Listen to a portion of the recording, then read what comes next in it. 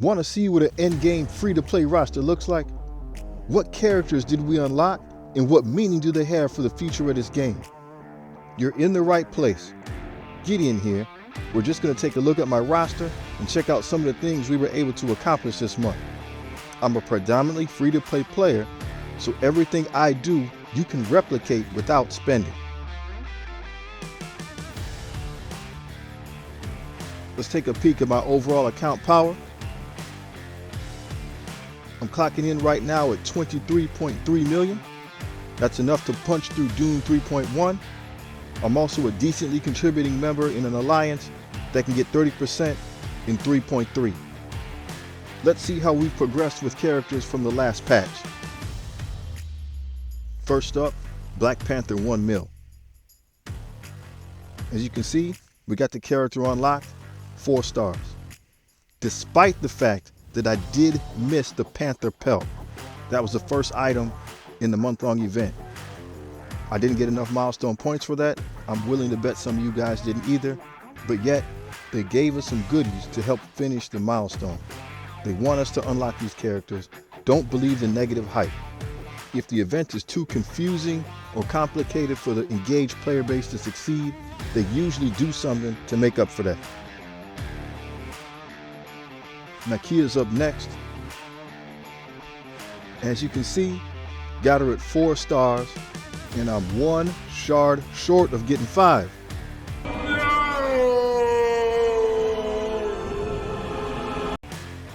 No worries, it was my own fault, right? I should have just did 1 more.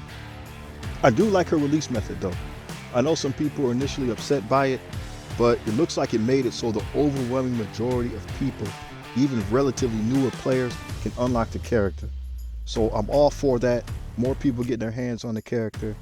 I'm curious to hear how you made out in the process. Dark Beast, obviously got the unlock.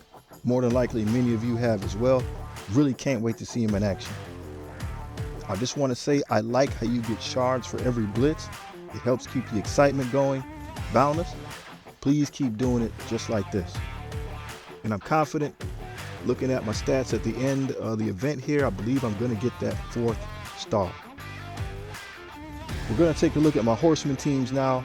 If you stick around, we're going to talk about my play style, my philosophy on the game, and how it can work for you.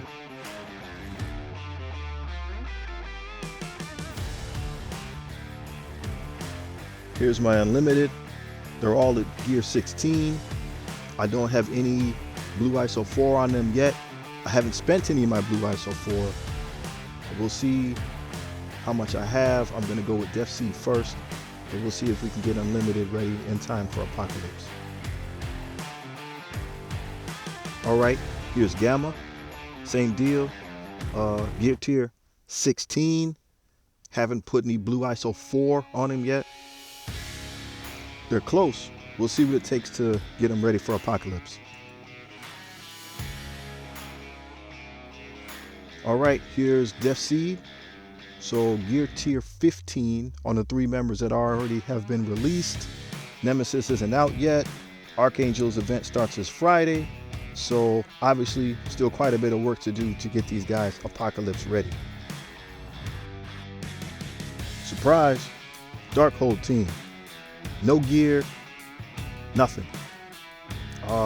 So this is really just to illustrate everything's fine, man. You're in control. I'm still doing raids, no problem. I'm still doing war. I'm still doing Crucible, no problem.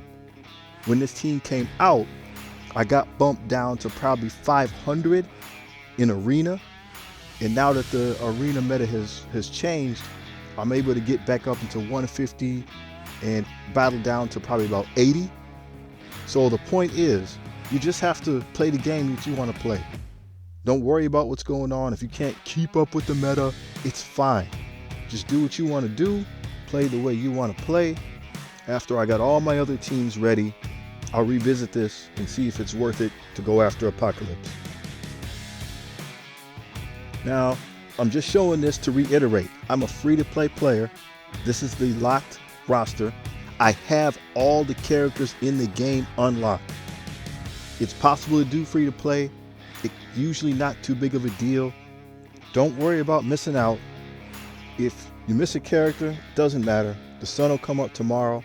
And if it doesn't, we got bigger problems than Marvel Strike Force. We should have been hanging with our families anyway. All right, let's talk about my overall philosophy on the game.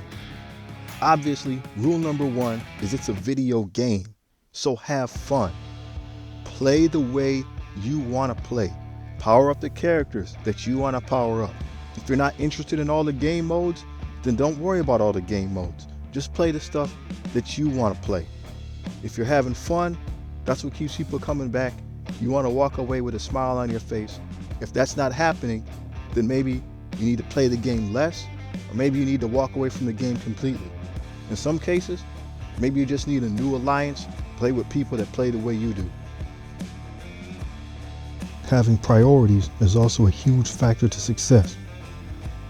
Real life takes priority. Don't neglect your family or get fired from your job because you're trying to get an extra blitz rotation in. Make sure you're getting plenty of sleep.